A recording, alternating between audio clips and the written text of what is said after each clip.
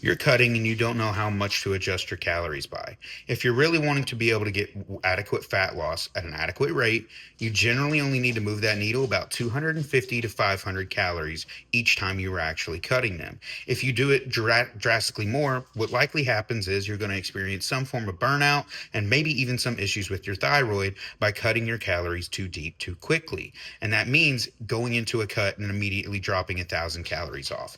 That is going to hurt you long term. So if you're eating 3,200 calories and you cut to 2,200, well, what happens in the next 2 to 3 weeks when fat loss stalls? The only variables at that point that you can manipulate is increasing cardio to increase the expenditure or then dropping the calories even lower. But if you could have got the same amount of fat loss by only dropping off 250 to 500 calories, well, then you give yourself the opportunity to then reduce another 250 or another 500 without it being as much as a deep deficit.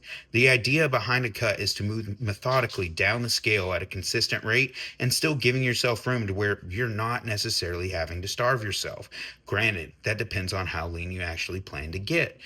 Even then, if your goal is to get down to 3 to 4% body fat and you cut that 1,000 calories off right off the fucking top, well, imagine what you're going to be eating if you're 10% body fat now. You get down to maybe 7 or 8, maybe 6, but you still have another 3 to 4% to go.